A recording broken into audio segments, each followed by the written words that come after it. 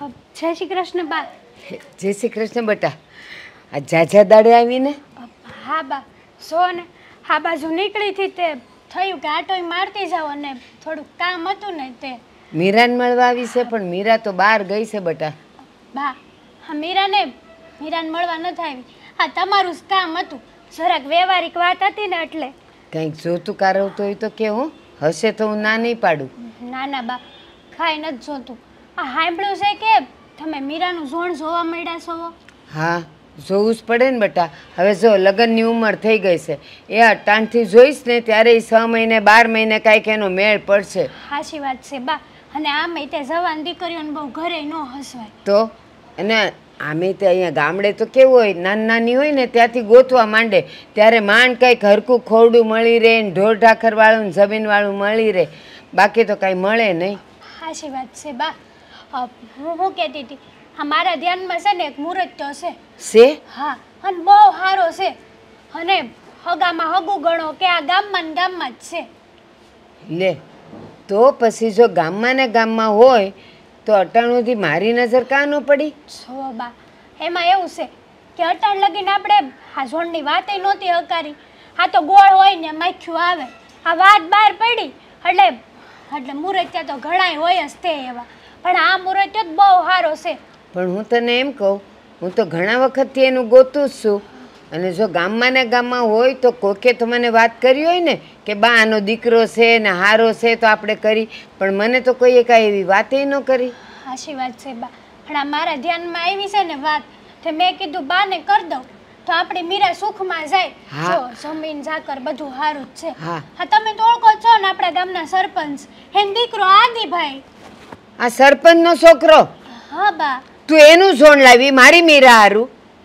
છો બાઈ હારો જ છે ને, એમાં ક્યાં કાંઈ ખોટ ખાપણ છે? હા, એક ગામની તું સોડી એવી છે કે તને એના લખણની ખબર નથી. આ કાલે જ ઊભી બજારે મારી છોકરીની સેડતી કરી હતી એણે. બા, હા લગન પછી તો છે ને ભલા સુધરી જાય. તો આ છોકરો તો શું કહેવાય, અને જમીનદાર છે, પૈસાવાળા છે, અને પાછો ગામના મોભી એટલે સરપંચ છે. ઠીક, તો એના રૂપિયા પૈસા અને જમીન ને ઢોર ઢાખરનું અથાણું નાખું એમ વાત લાવી ને ભલે લાવી, પણ આજ પછી એની વાત અહીંયા કરતી નહીં. જો બા, આ છે ને આ ગુસ્સામાં કોઈ નિર્ણય ન લેવાય. આ જરા ઠંડા દિમાગથી વિચારો ને તો ખબર પડે તમને.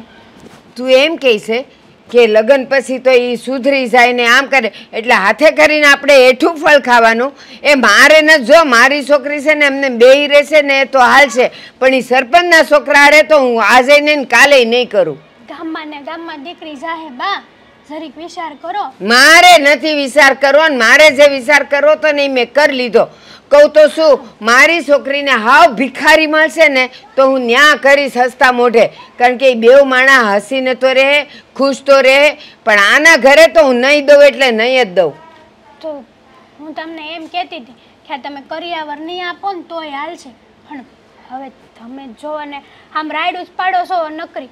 હું તો કહું છું કે વિચારી જોવો, પણ હવે કોઈ જબરદસ્તી તો છે નહીં.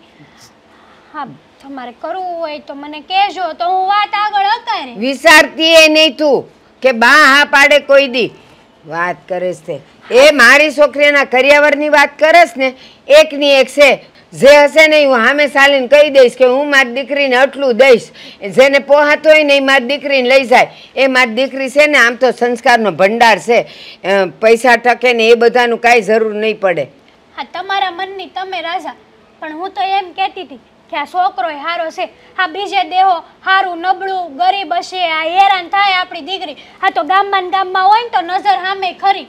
સરપંચનું નામ ક્યાં નાનું છે, આવડા મોટા મોભી છે. એ જેટલું નામ મોટું છે ને એટલા જ ખોટા છે એ લોકો, બાપ દીકરો બેવ. અને સાંભળ, તું એમ કહે છે કે ગરીબ ને આવો ને તેવો ને છોકરો મળશે ને, ભલે મળે, 2 ટાણા રોટલો તો ખાશે ને મારી દીકરીને ખવડાવશે ને. અને હવે મહેરબાની કરીને તું જાન, કોઈ દી એની વાત લઈને અહીંયા નહીં આવતી. જા. જય શ્રી કૃષ્ણ. જાઓ, જય શ્રી કૃષ્ણ. લ્યો, મોટા ઉપાડે આવી ગયા એનું નામ લઈને. એ તો છે ને આ મળશે ને તો સીરી નાખે કોક દાડો.